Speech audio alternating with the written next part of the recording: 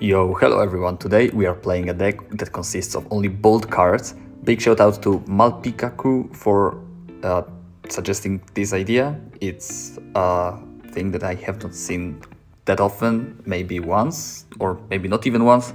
I don't really remember, so thank you so much for the original idea, and I will see you in the first game. Hopefully all goes well. Alright, we are in the first game already.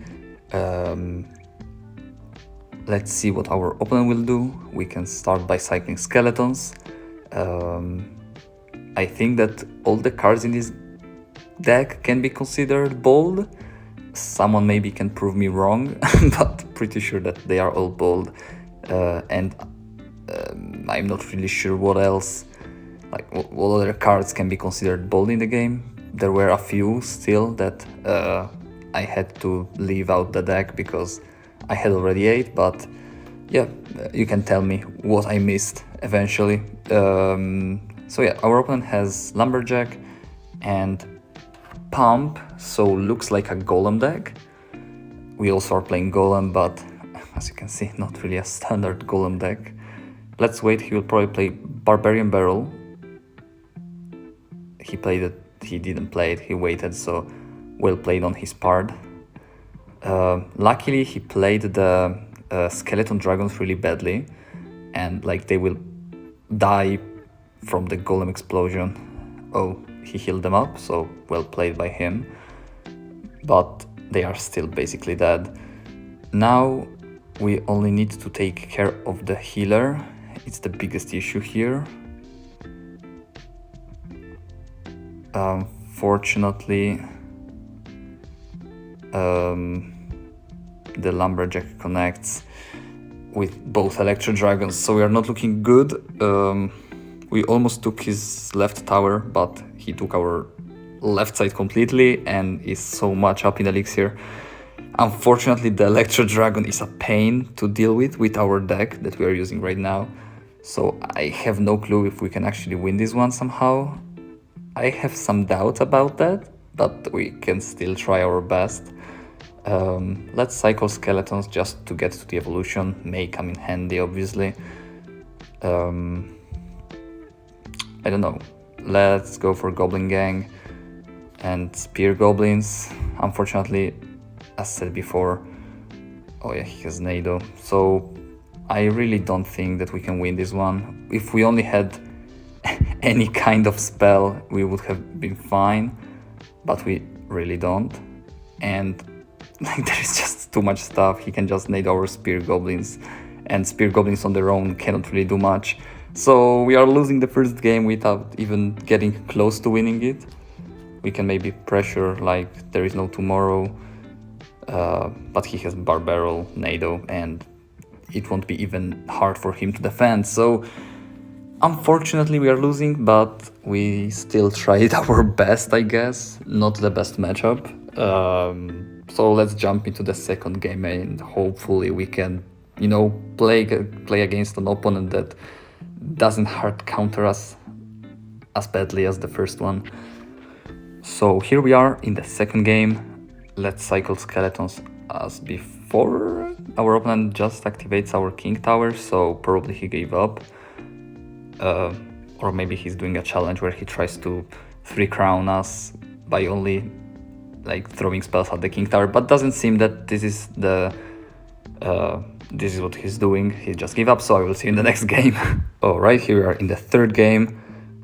If we actually want to count that second one where the opponent actually just gave up, which I'm not complaining about, don't get me wrong, I'm more than fine with that. So yeah, our opponent goes for Sparky, Lumberjack. Let's go for Goblin Gang for the Lumberjack. Could have played it a little better because the Rage will just kill everything, and it was basically useless, like defending that Lumberjack the way we did. But still, we are not taking that much damage, so it's fine. We almost even got a mini P.E.K.K.A shot on the tower, which would have been great. Let's just kite the Inferno Dragon. Not one of my proudest kites, I have to say. At least he may commit something else. He doesn't commit anything, he just I mean, he committed a giant skeleton, but it's basically full health, so we need to defend it as if, you know, he didn't even use it for defense. Alright, he just goes for Sparky. A really bad Sparky in my opinion. Let's wait for it to shoot the bowler. And now let's play with the mini P.E.K.K.A. And we are good. He may go for Hog Rider to kite the... Alright, he doesn't do it. He just defends with Lumberjack, which is more than fine for me because the Lumberjack just dies. Let's just cycle Skeletons. I want to wait until double Elixir before going in with the Golem. He also has Xe, so not really a deck I can take really seriously, let's just say, because how could I take seriously Xe, Sparky, Hog Rider with, you know, you can see it for yourself basically. The Hog Rider may get a shot here. I was not expecting Chu, to be completely honest. So I want him to play the Sparky before going in actually, because if I go in with the Golem in the same lane as the Sparky, we are just dead, so I would rather avoid it. But I mean, alright, he goes now for the Sparky. Let's go maybe for a Golem on the bridge. I don't know, I'm feeling crazy. Let's kite the Inferno Dragon to the side. I'm pretty sure we are fine here.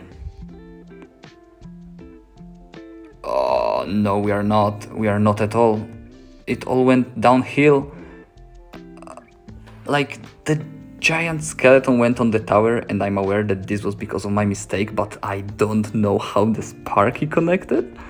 I don't want to make any excuses. I'm kinda washed out. I haven't been playing CR in the past 3 to 4 days, so kinda making an excuse here, but yeah, it's just my fault, I guess. Was not expecting for the Sparky to like splash on the tower there, and I just thought that the giant Skelly will die before reaching the tower. Like, I was really not thinking about that. But let's just focus on the third, fourth game, because, you know, there was this one game where the opponent just gave up, and we are playing against E-Giant with Cannon, so probably it's just a classic, not really the classic deck here. He's committing a lot of Elixir really early on that Golem. You know, it's fine. Alright, it's not the classic E-Giant deck like at all, with mini P.E.K.K.A. and Firecracker. Unfortunately, our mini P.E.K.K.A. doesn't shoot compared to the opponent's mini P.E.K.K.A., which was much more... Why did the Firecracker shoot the tower? Really bad Nado. Our opponent is not playing the best. Like he's not playing that well, let's just say. If he goes for a giant on the bridge, we have mini P.E.K.K.A., so I'm not really worried about that. He may go for Cannon, which is probably what he will do. He goes for a Firecracker and a really aggressive giant on the bridge. Hopefully the Firecracker retargets on the Golem. It should have retargeted now. Nice. We will take just a few zaps from the E-Giant, but we have a nice counter push. Don't know if we will actually be able to do any damage because the Firecracker just defends, like, you know, without any issues. But yeah, we actually managed to break through. He didn't play his mini P.E.K.K.A., and because of that, we got quite a substantial amount of damage. Maybe we can also activate the King Tower. We don't, unfortunately, and we also take a shot on our tower. Not the best interaction ever, let's just say. I was hoping for it to go a little better. Let's distract the mini P.E.K.K.A. here, just so that it doesn't hit the Golem, but the Goblins instead. And we have our favorite Firecracker evolution, which I'm so happy to see. And we don't have any good, decent way to take care of it, which I'm not happy about. Let's just put the golem low, the bowler low. I can talk. I want to kill that firecracker, but I have no way to do it. It just shoots itself backwards so much every single time. Hopefully the bowler kills the egg. Nice, that was very nice. I like that. We get some golem damage explosion, which is great. One skeleton was surviving for quite a long time there. Let's put a bowler like that. Maybe it splashes on the firecrackers. Nice, nice. That's all we wanted, because that fucking evolution firecracker was getting way too much damage. We can go for another golem. Our opponent is just cycling firecrackers as if there was no tomorrow, and we cannot do anything about it because we just don't have any spells.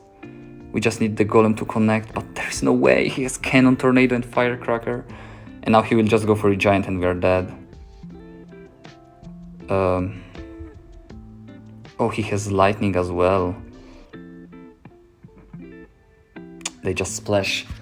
Fuck's sake, I hate firecracker so much. I'm not gonna make another rant about the firecracker because that's what happened in the last video, and it ended up being 10 minutes of me complaining about the firecracker and the firecracker evolution, because as I have said already, there is no difference between firecracker and firecracker evolution in my eyes. Like, the firecracker evolution is way worse, but even the normal firecracker is so fucking annoying. Like, they should just delete it from the game for fuck's sake. So yeah, this is it for the video.